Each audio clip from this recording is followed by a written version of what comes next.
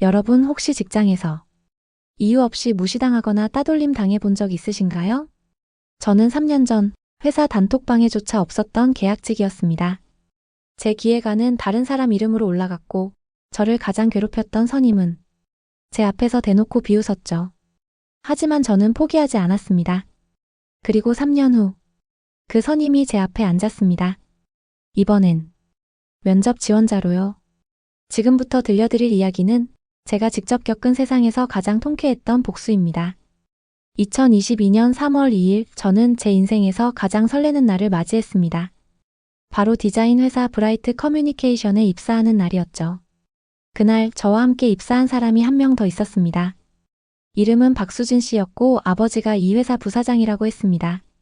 우리 둘은 똑같은 날, 똑같은 신입사원 교육을 받았습니다. 하지만 그날부터 이미 모든 게 달랐습니다. 회사 부사장님의 딸이었던 박수진 씨는 입사 첫날부터 사람들에게 엄청난 주목을 받았고 모두들 어려워했습니다. 정규직은 당연했고 팀 단톡방에도 바로 초대됐습니다. 선배들은 그녀에게 친절하게 업무를 알려줬고 잘 보이려 애를 썼습니다. 부사장 딸이니 당연한 것이겠지요. 그런데 저는 계약직이었습니다.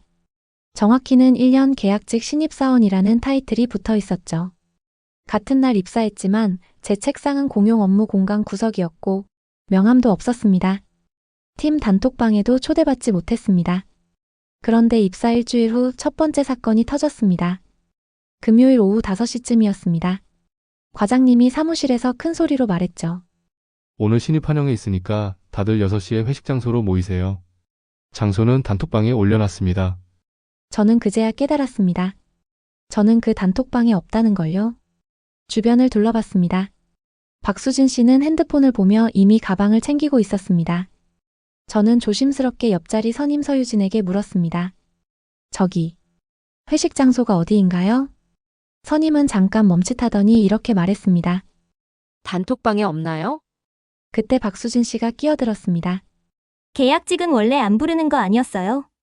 저희 팀은 원래 그런 거 아니었나?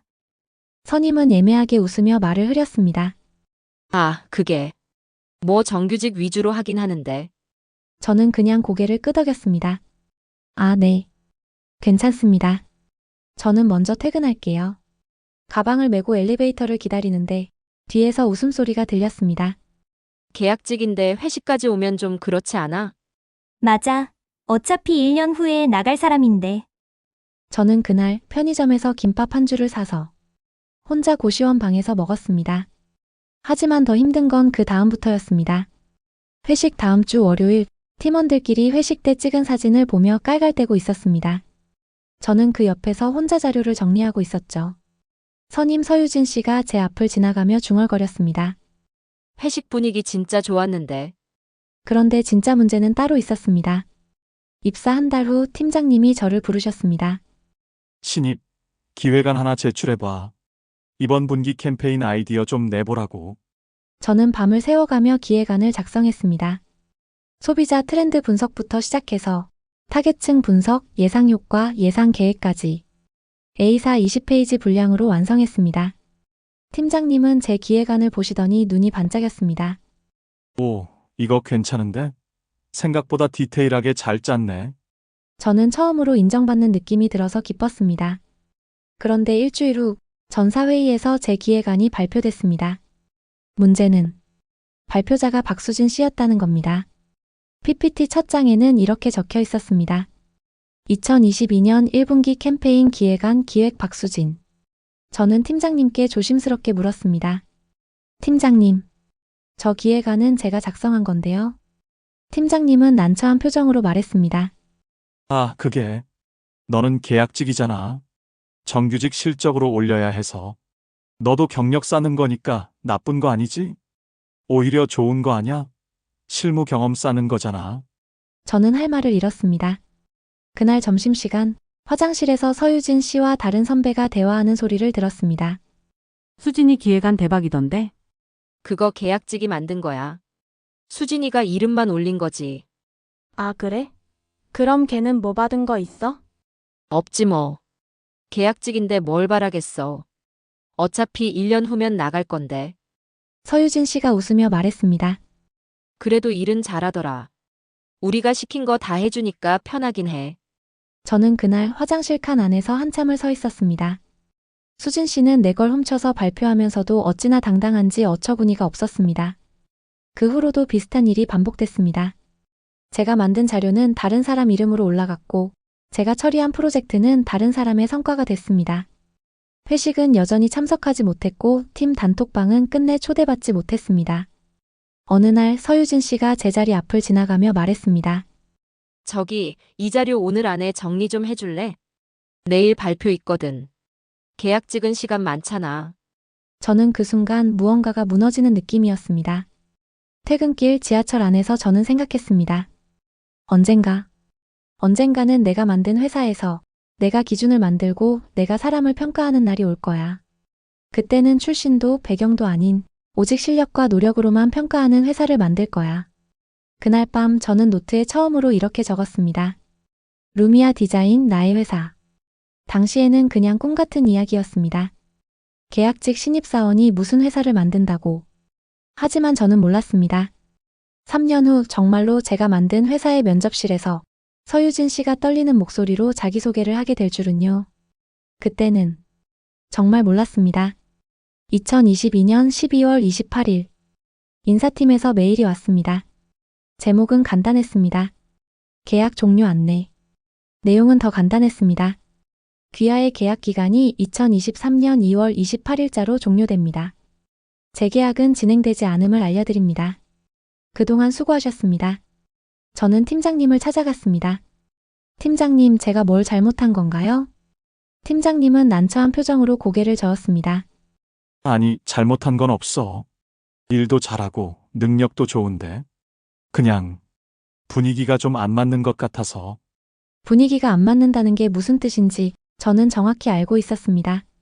계약직이라는 이유로 단톡방에도 없고 회식에도 못 가고 제 이름으로 된 성과는 하나도 없는 사람. 그런 사람이 계속 회사에 있으면 불편한 사람이 되는 거였죠.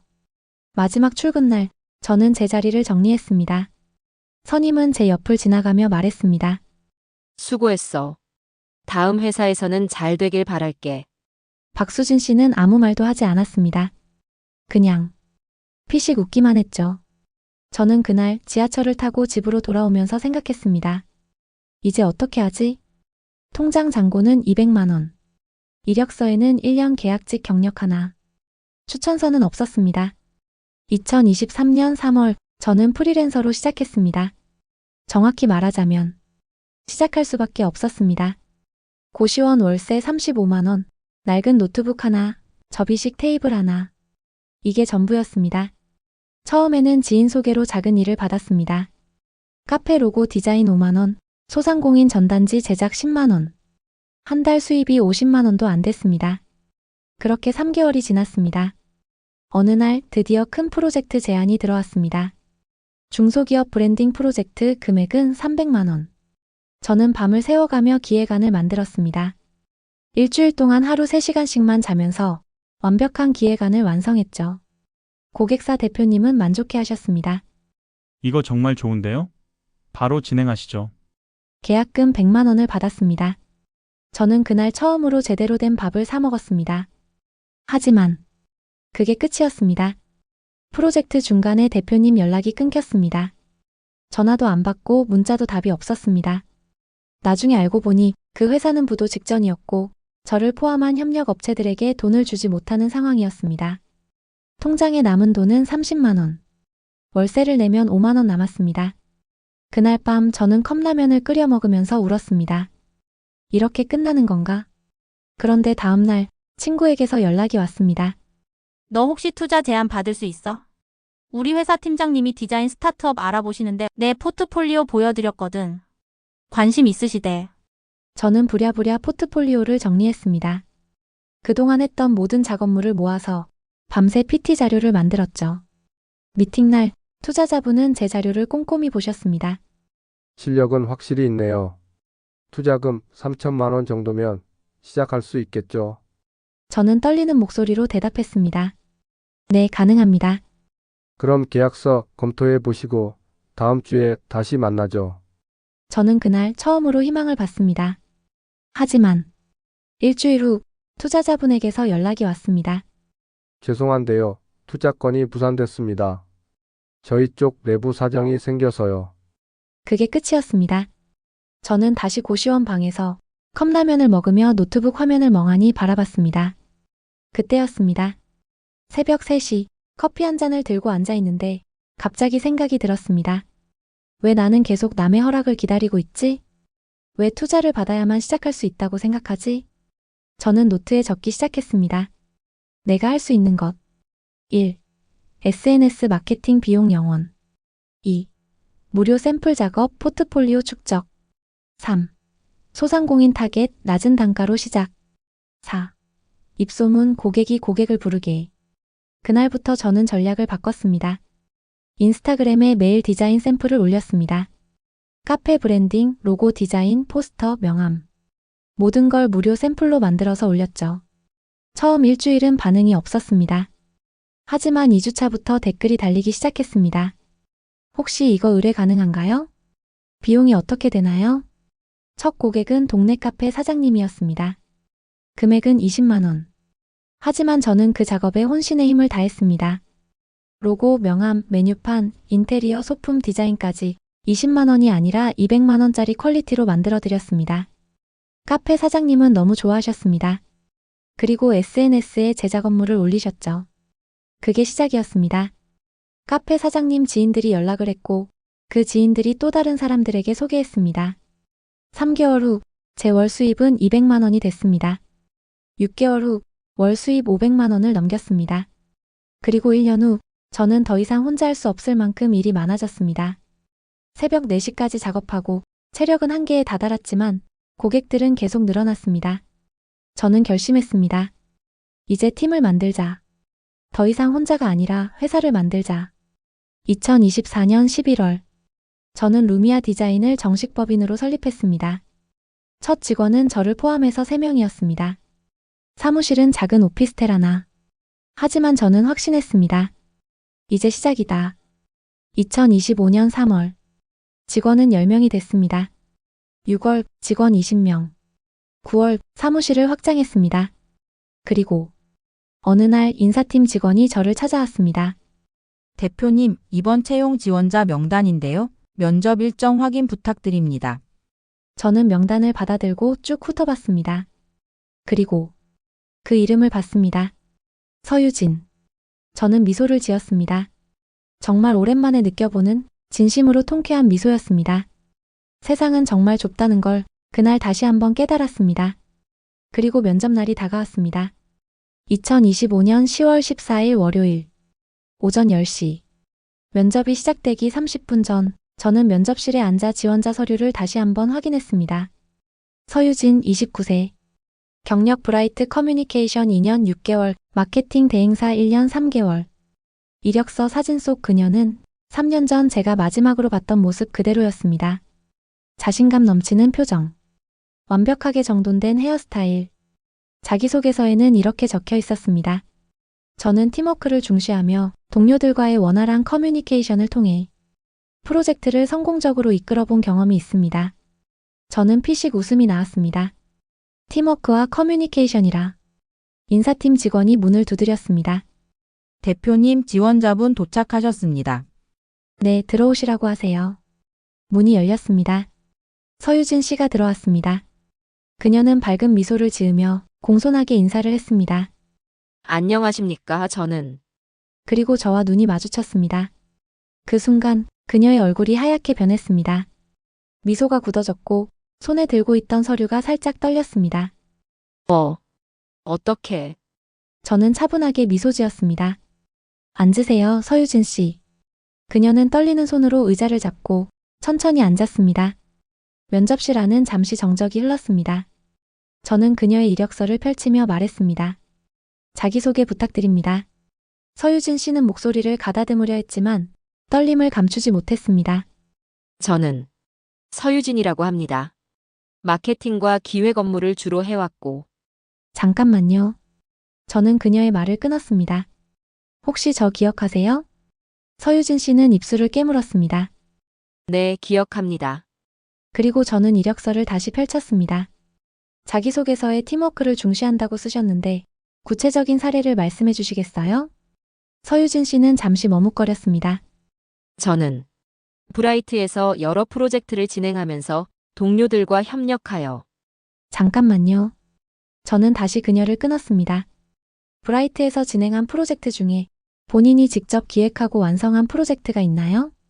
서유진 씨는 말을 멈췄습니다. 그게 제가 알기로는 저는 차분하게 말을 이었습니다.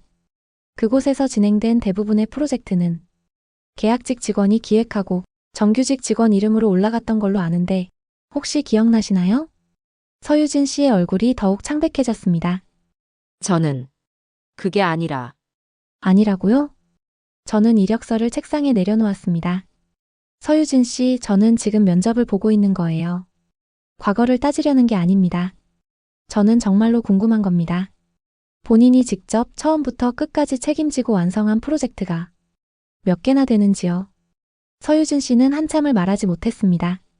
그리고 작은 목소리로 대답했습니다. 많지 않습니다. 구체적으로요? 2개 정도요. 저는 고개를 끄덕였습니다. 알겠습니다. 그럼 왜 저희 회사에 지원하셨는지 말씀해 주시겠어요? 서유진 씨는 떨리는 목소리로 대답했습니다. 루미아 디자인이 최근 성장세가 좋고 업계에서 평가가 좋다고 들어서 저도 여기서 제 능력을 인정받고 싶었습니다. 저는 잠시 그녀를 바라봤습니다.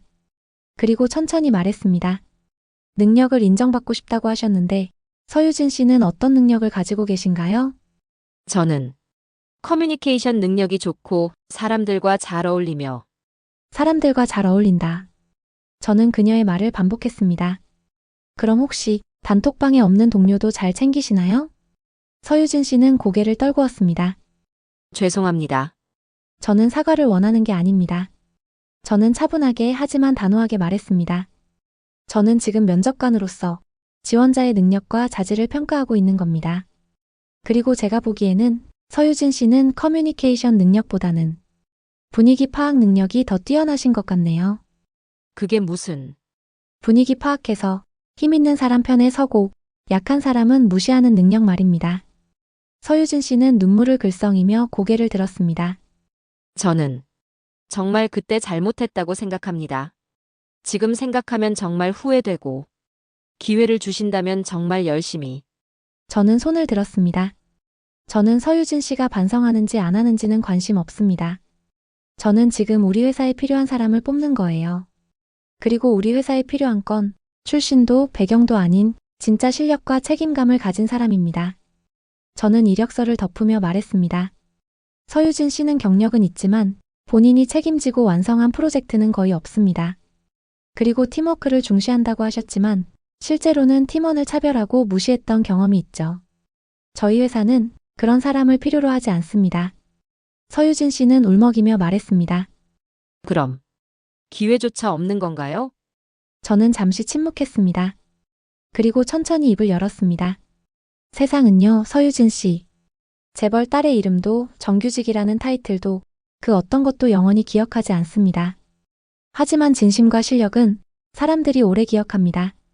저는 3년 전 단톡방에도 없는 계약직이었지만 지금은 제 이름으로 된 회사를 만들었습니다. 그건 제가 특별해서가 아니라 포기하지 않았기 때문입니다.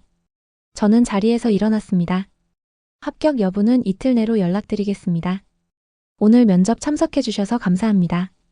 서유진 씨는 비틀거리며 일어나 고개를 숙인 채 면접실을 나갔습니다. 문이 닫혔습니다. 저는 창밖을 바라보며 깊게 숨을 내쉬었습니다. 복수는요, 소리치며 하는 게 아니었습니다. 그냥 성공하면 되는 거였습니다. 그리고 저는 그 순간 정말로 자유로워진 기분이었습니다. 서유진 씨와의 면접이 끝난 지 일주일 후 저는 예상치 못한 이메일을 받았습니다. 발신자 제2원그룹 구매팀. 제목 브랜드 리뉴얼 프로젝트 제안서 제출 요청. 루미아 디자인 귀하. 당사는 창립 30주년을 맞아 전사 브랜드 리뉴얼을 진행하고자 합니다. 예산 2억 원. 기간 4개월. 제출 기한 2주 후. 귀사의 제안서 제출을 요청드립니다. 2억 원. 저희 회사 역사상 최대 규모의 프로젝트였습니다. 저는 즉시 팀 회의를 소집했습니다. 여러분, 큰 기회가 왔습니다. 제2원그룹 브랜드 리뉴얼. 2주 안에 제안서를 완성해야 해요. 직원들의 눈이 반짝였습니다. 대표님, 이거 따내면 진짜 대박이네요. 맞아요. 근데 경쟁사가 어디예요? 저는 이메일을 다시 확인했습니다. 경쟁 PT는 3개 업체입니다.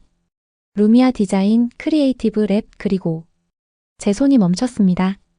브라이트 커뮤니케이션. 회의실이 조용해졌습니다. 직원들은 제 표정을 살폈습니다. 김민지가 조심스럽게 물었습니다. 대표님. 그거 대표님이 예전에 다니시던? 맞아요. 저는 고개를 끄덕였습니다. 제가 3년 전에 계약직으로 일했던 회사예요. 다른 직원이 말했습니다. 들었는데 요즘 그 회사 상황 안 좋다던데요? 맞습니다.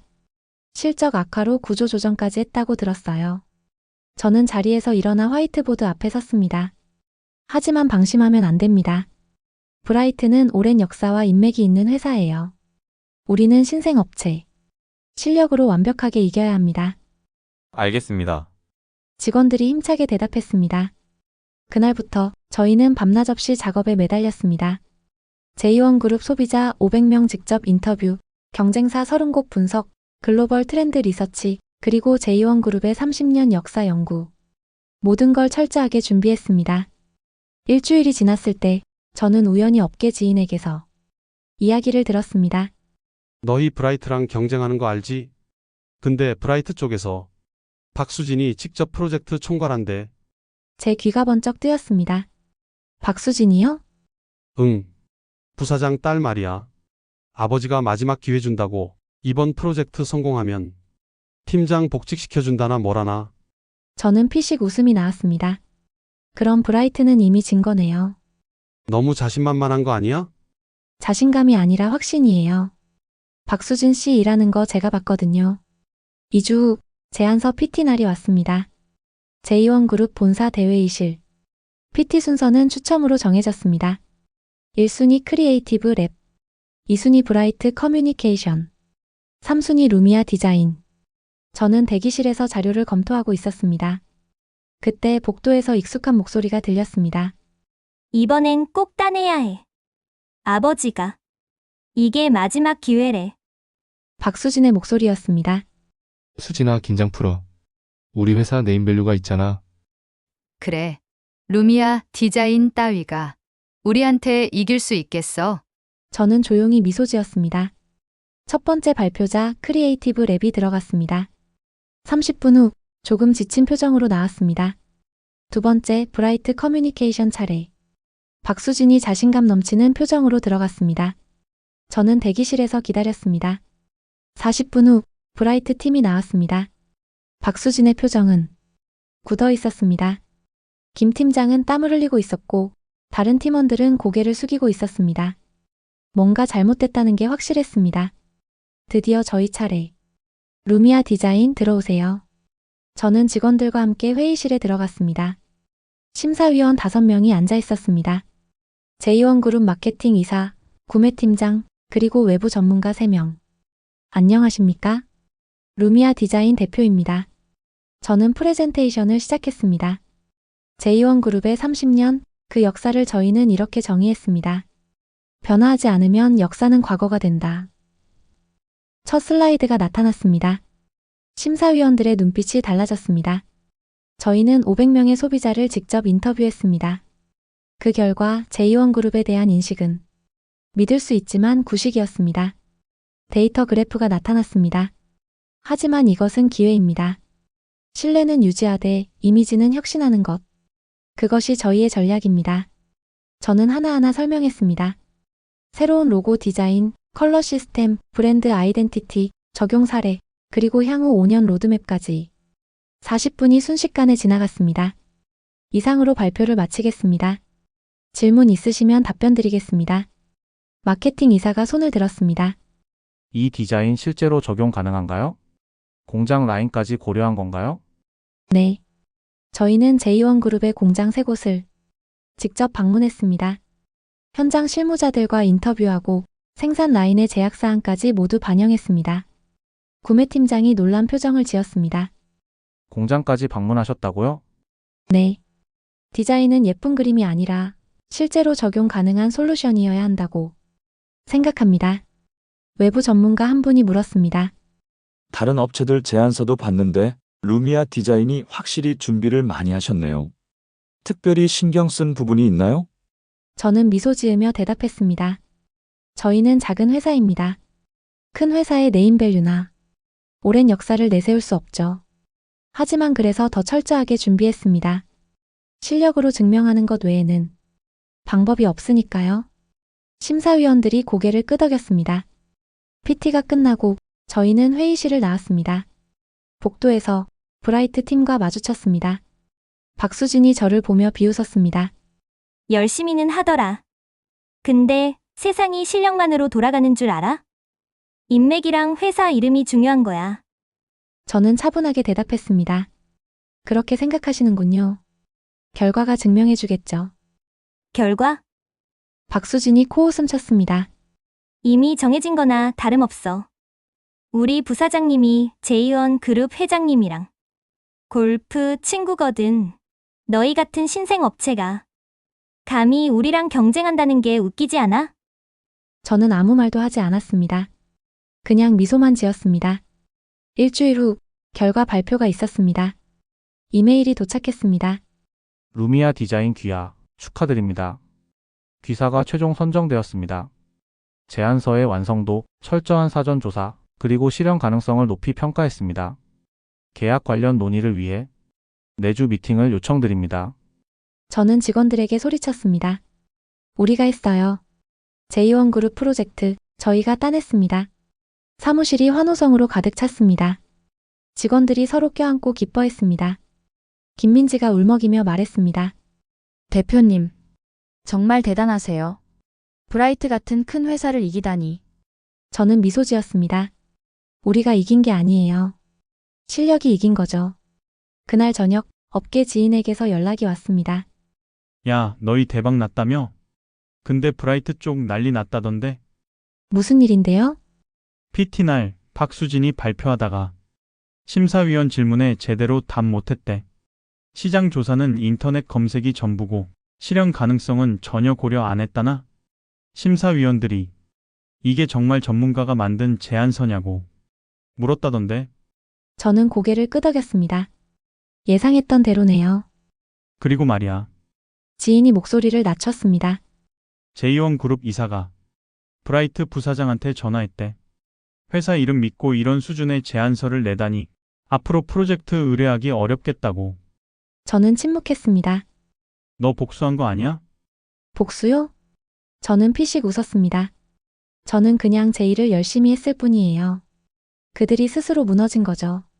전화를 끊고 저는 창밖을 바라봤습니다. 3년 전 저는 그 회사에서 제 이름 없는 기획안을 만들었습니다. 그리고 지금 저는 제 이름으로 된 회사로 그 회사를 이겼습니다. 복수는 감정적으로 하는 게 아니라 실력으로 하는 거였습니다. 그리고 진짜 이야기는 지금부터였습니다. 제이원 그룹 프로젝트가 시작된 지 2주가 지났습니다. 저희 팀은 순조롭게 작업을 진행하고 있었고 고객사 담당자들도 매우 만족해했습니다. 루미아 디자인 역시 기대 이상이네요. 중간 보고 내용 정말 좋았습니다.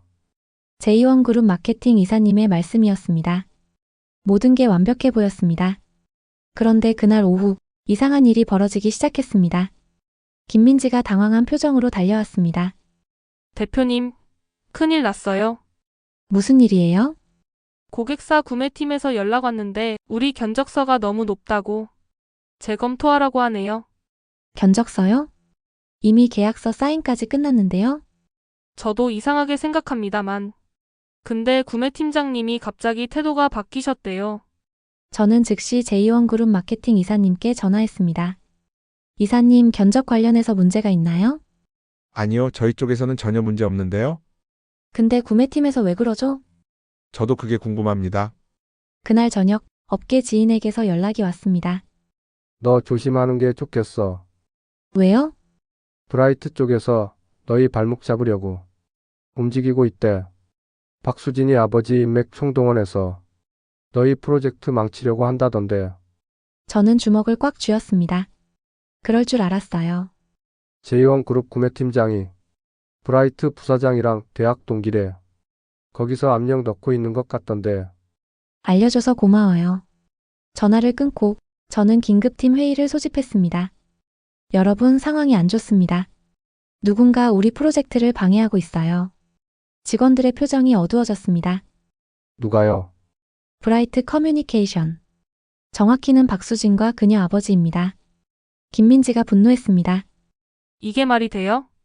정정당당하게 졌으면 인정해야지. 맞아요. 하지만 그들은 그렇게 안 해요. 네임밸류와 인맥으로 모든 걸 해결하려 하죠.